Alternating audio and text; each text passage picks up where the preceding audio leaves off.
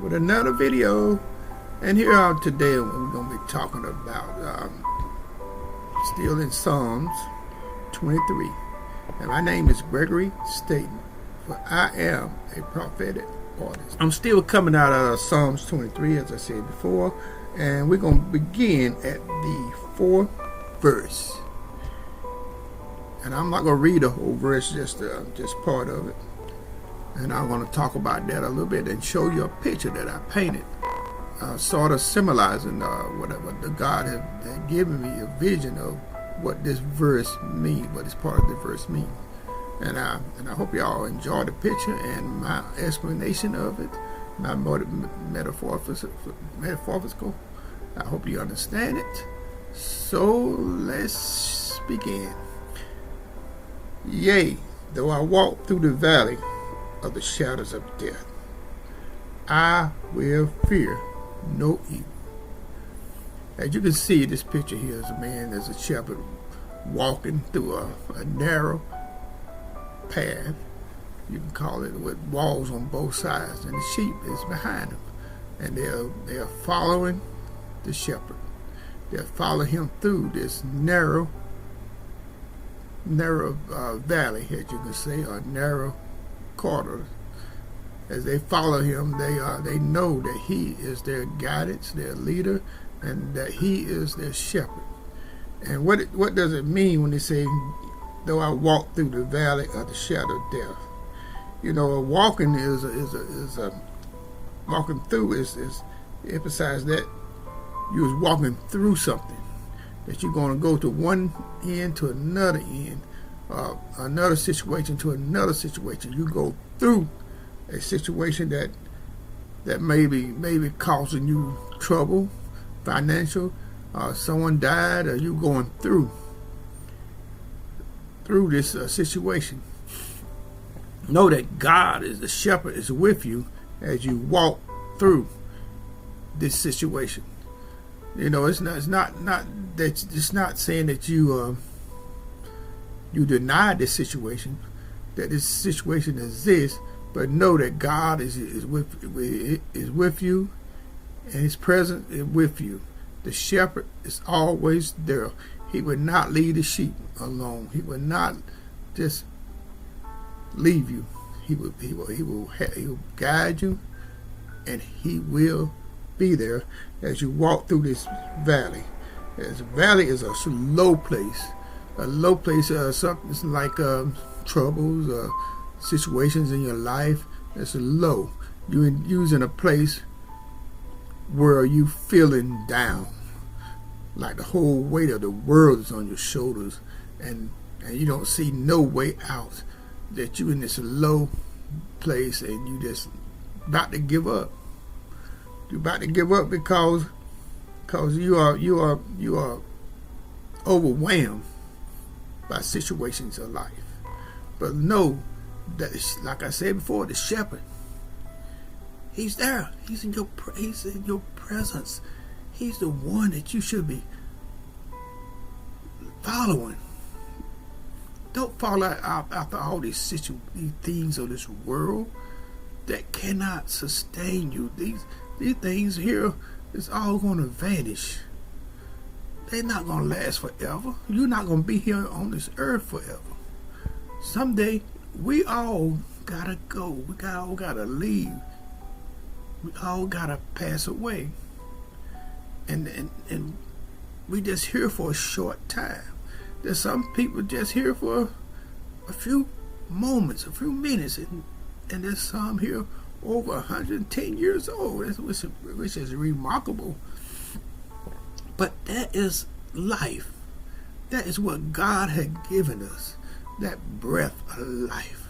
And sometimes we're going to go through problems. You know, the death of a loved one. You know, it hurts. I lost my father. You don't think it hurt? I can't talk to him no more. I can't see him no more. And it hurts me, because I'm not able to get that wisdom from him that he gave me. I didn't realize how much wisdom my father had. Some stuff I said, I wish I would have listened. I wish I would have paid more attention. because he's gone, and I don't, and there's no way that he could tell me these secrets or the things that he have in his heart. My father grew up in the hardest times. He grew up in the 30s and the 40s, and them times was hard. And they had to really work hard. They didn't have the things we got today. They didn't have automobiles. They did, but they still was plowing with mules, and they still was chopping the fields with a hoe, and clearing out the grass around the crops. I did it when I was a child. I had my hoe, and I chopped the field. That's now they do totally different now. The crops, it lets you have a garden. You still can, a small garden. You still can chop your garden. But we had to go into the fields and chop weeds out of the fields with a hoe. I ain't talking no little field. I'm talking about big field. We all had to get a row. We walked down through this aisle, like a row, one row on each side. And as we walking, we chopping the grass. And man, we did it out there in the hot sun. In the summertime, that's when the grass is growing up. It's growing up between the crops, and they needed someone to chop the grass out. And I was a young, 12, 13-year-old young boy. And I was out there in the fields working. And I made a few dollars, each day. They paid us by the hour, but it wasn't that much, because minimum wage, that's what they paid us. It wasn't that much. I think maybe $2, for a whole day. We might get $8, for all the work we done, maybe $10, $12, something like that. But that was a lot of money back then, And for the week, you might get about $30, $40, cause we didn't go out there every day, they moved us to fields, but we worked out there in the fields, and I just talking about how I miss my father, and that came up, but I just tell you part of my life too, what I went through as a child. In my childhood, and that's why I work. Sometimes I wonder why I work so hard, because I did a lot of work, hard labor, and that's why my back is messed up now. Not because I didn't work, not because I was lazy, but because I was a worker. And there's some more health issues that was going on after. Later on I found out about my body that I didn't know. That my back was crooked. I had scoliosis, which I did not know until later on in life. The doctors are looking at my back, and they said my back been like that for ever since I was a child. And probably even when I was born, my back been like that. But it wasn't diagnosed till I was much older, and that caused a lot of problems. And now as I got older, as I worked, did hard labor and work. And was just constantly grinding and pulling on my back till it finally just gave out. And I'm not able to work, or even sometimes it's hard for me to walk or even stand.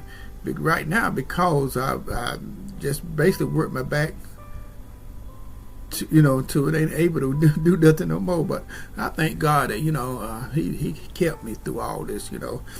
And that's come up with the next phrase. He said, I will not fear no evil. What it means by I will not fear, that don't mean I'm not going to be afraid. I'm afraid of things. I know you're afraid of things. But that means that we know that God is going to be with us through it all. If we fear something, or we're afraid of something, know that God can help us. God can guide us through these situations that seems evil, that seems like it comes to hurt us. As I talk my back, people used to get on me and say, "Oh, ain't nothing wrong with your back. they're speaking all this negativity about me, and I know my body. I know I wasn't able to do things that I used to do when I was younger. And as I got older, it just hurt. It hurted so much that, finally I had to come out of work. I had fear. I feared I didn't have no paycheck no more. I didn't have no money coming in. I was afraid. But one thing I did have, and I didn't realize, I am a prophetic artist. I was an artist. And them first days I came out of work, it was hard. I had no income coming in. My wife was the only one working. We had a mortgage. We had to buy groceries, gas, insurance, all these bills that had the light bill. I had to continue to be paid. But she was making pretty good, and I came out of work because of a situation that happened. I fell at work, and I think that really, really aggravated my back more than anything. And of course, they said I had an ongoing condition that they weren't going to pay for my back, pay for my fall or nothing. But they finally wanted to get rid of me anyway. But I left on my own. I went to the doctors and got some papers and stuff drew up and everything, and they was able to release me from work, and I was able to get a part-time. I was able to get a lot of things done to my back while I was out of work. And a lot of doctors to look at my back and everything. Like I said, I was afraid. I wanted to go back to work, but I knew if I went back, they would put me on light duty. I wouldn't have been doing the same things I was always been doing. I've been doing something else. I wouldn't have been doing. And they were trying to put me in this. They couldn't find a place to put me. They put me here and there. They moved me around because of my condition. But but I finally, like I say, I finally came out. I was afraid. I was fearful. But I knew that God, He will provide, and He provided. I've been out of work for 10 years now, and He provided. There's no way in the world that what I walked through, I cannot say there's not a God. Because of my faith, because of my belief, because I believe that there is a God in heaven, and what I did for people, I can just tell y'all stories and stories of how things had worked out in our favor. Not just my favor, and me and my wife's favor, and our favor, because of our trust in God, because of our faith in God. If you just get that faith and trust, things will work out. It's going to be hard. You're going to be afraid. But we got to walk through it. Walk through that valley. Walk through that shadow that you think going to destroy you. Put your trust in God. Know that He is the shepherd. The Lord is my shepherd. I shall not want. He leading me. He guiding me. He brings me beside these still waters. He leading me in them green pastures. He is my God. And I thank Him every day. You can't judge me. I just thank God. If it wasn't for my artwork, it wasn't for me being an artist, it wasn't for me being I am a prophetic artist, I wouldn't know what I would have done. We got to find our purpose in life. Find that purpose and do what God wants you to do. And I'll see y'all later on with another video. Remember, the Lord is your shepherd, and He will guide you and lead you. Just trust in Him. Trust. Have faith in Him. And know that God is there for you. And I thank y'all, and y'all have a blessed day. In Jesus' name, amen.